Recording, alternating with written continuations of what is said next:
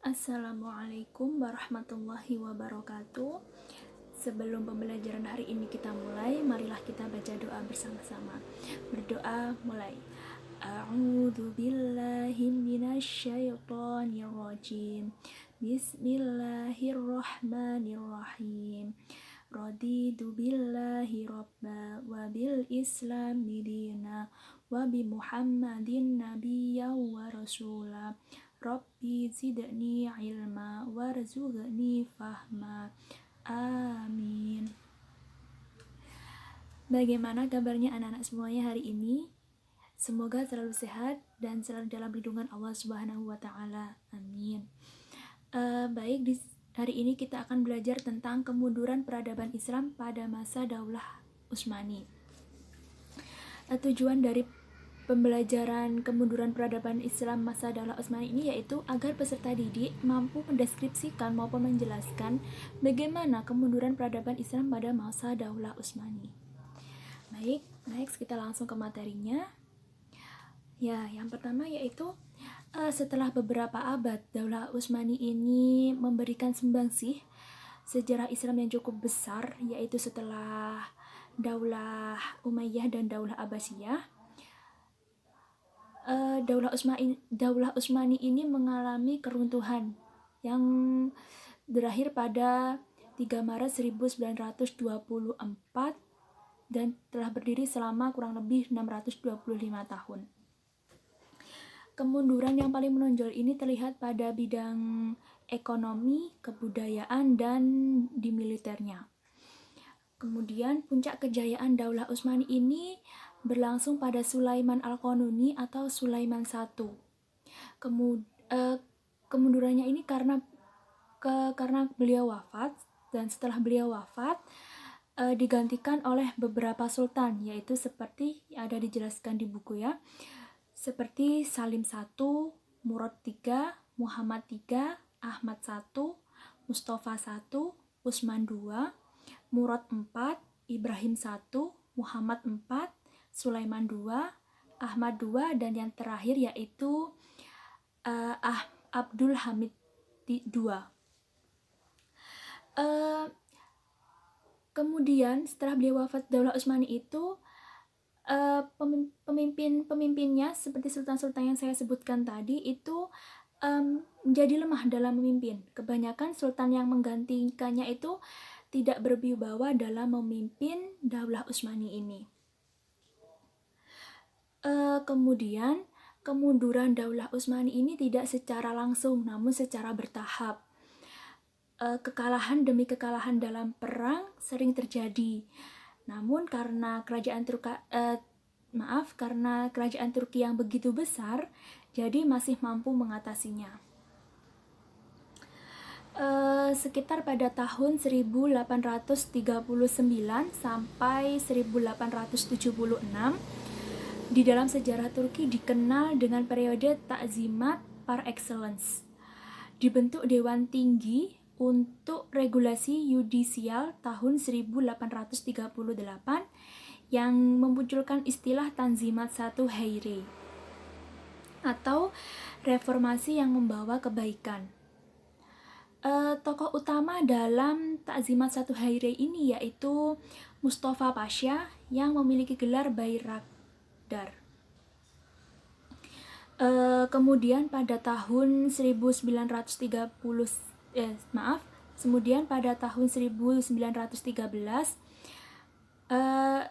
menandai terjadinya perubahan dalam pengaruh pemikiran ideologis Daulah Utsmani. Perdebatan politik dan sosial sering kali terjadi antara pihak-pihak yang menginginkan perubahan ideologi Turki. Pihak-pihak yang menginginkan perubahan ideologi Turki itu seperti Utsmanisme, Pan-Islamisme, Pan-Turkisme, dan Westernisme.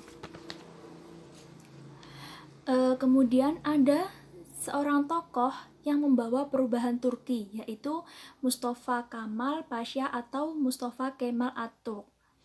Beliau yaitu seorang anggota militer dan menjabat sebagai jenderal di wilayah di Diyarbakır. Beliau berhasil mengalahkan Rusia sehingga memudahkan menguasai Bitlis dan Mus memasukkannya ke wilayah Turki. Namun hal tersebut tidaklah mudah dilakukan oleh Mustafa Kemal Pasha. Ketika beliau berada di Istanbul, karena Mustafa Kemal Pasha ini adalah seorang nasionalis, sedangkan Istanbul adalah pusat pemerintahan Turki yang mana Sultan membenci kelompok nasionalis. Kemudian Mustafa Kemal Pasha ini pindah ke Anatolia untuk mengembangkan konsep politiknya. Kemudian kerajaan yang takut aktivitasnya mulai mengkhawatirkan apa yang dilakukan sehingga beliau dipecat. Dipecatnya ini karena dipanggil ke Istanbul dan beliau tidak menghadirinya. Dengan pemecatan itu berarti Mustafa Kemal Pasha ini berakhir juga dalam dunia kemiliteran. Namun, Kazim Pasha yang diperintahkan untuk menangkapnya dan dibawanya ke Istanbul menolak dengan alasan Mustafa Kemal Pasha masih menjadi atasannya. Kemudian pada tahun 1922, Mustafa Kemal Pasha menang perang kemerdekaan sehingga posisinya semakin kuat dan bergelar sang penyelamat dan penakluk. Bertekad memperkuat posisinya pasca perang. Sehingga beliau merubah Daulah Utsmani menjadi Republika Turki. Jadi setelah runtuhnya Daulah Utsmani ini, dibentuklah Republika Turki yang dipimpin oleh Mustafa Kemal Pasha atau Mustafa Kemal Atatürk. Kemudian next, lalu apa sih penyebab runtuhnya Daulah Utsmani? Mungkin ada yang tahu? Baik, saya akan langsung jelaskan. Yang pertama yaitu kondisi pemerintahan yang lemah dan kemerosotan akhlak para pemimpin. Para pemimpin itu banyak yang cinta dunia, pola hidup mewah, serta hidup berfoya-foya. Juga administrasi wilayah kekuasaan yang sangat luas itu sangat rumit dan kompleks. Sementara administrasi Daulah Utsmani sedang tidak beres. Para penguasa banyak yang ingin menguasai wilayah tersebut, sehingga sering terjadi perang. Hal ini menyedot banyak potensi yang seharusnya dapat membangun negara. Juga budaya pungli yang terus merebak di kalangan para pemimpin. Kemudian, next yang kedua, yaitu melemahnya kekuatan militer dan serangan dari bangsa Eropa. Melemahnya kekuatan militer dan serangan dari bangsa Eropa ini sebelumnya terjadi pada Perang Dunia I dan yang mengakhiri Daulah Utsmani. Banyak terjadi penyerangan dari Raja Eropa. Lalu kemajuan ekspansi Daulah Utsmani banyak ditentukan oleh kuatnya tentara Janissary. Dengan demikian dapat dibayangkan kan bagaimana jika ada tentara Janissary ini memberontak dan tidak mau menolong Daulah Utsmani. Nah, hari itu ternyata terjadi secara 4 kali. Pemberontakan tentara Janissary terjadi banyak 4 kali. Kemudian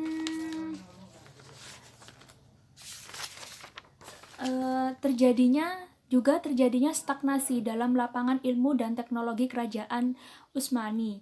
Kurang berhasil dalam pengembangan ilmu kekuatan militer.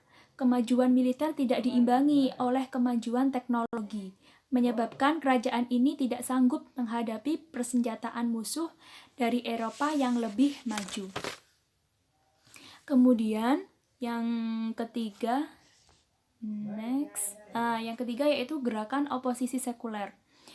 Gerakan oposisi sekuler ini selain serangan dan konspirasi dari pihak luar, Daulah Utsmani juga mendapat perlawanan dari organisasi sekuler nasionalis. Dalam perjuangannya, mereka banyak dibantu oleh pihak barat untuk mewujudkan cita-citanya. Hal ini terjadi pada masa pemerintahan Abdul Hamid II. Pemerintahannya bersifat absolut dan penuh kekerasan. Karena itu, timbul rasa tidak senang baik di kalangan sipil maupun di kalangan militer. Nah, ini juga yang membuat Daulah Utsmani ini menjadi runtuh. Nah, kemudian gerakan oposisi terhadap pemerintah absolut dikenal dengan nama Gerakan Turki Muda, dengan pelopornya yaitu Ahmad Riza. Pelopornya yang pertama yaitu Ahmad Riza. Beliau pada tahun 1859 sampai 1931. Kemudian yang kedua yaitu Muhammad Murad pada tahun 1853 sampai 1912. Dan yang terakhir yaitu Pangeran Sahabuddin pada tahun 1877 sampai 1948. Lalu yang demikian pemaparan materi dari saya. Semoga bermanfaat dan mohon maaf apabila ada kesalahan karena saya di sini juga masih belajar. Wabillahi taufik wal hidayah. Wassalamualaikum warahmatullahi wabarakatuh.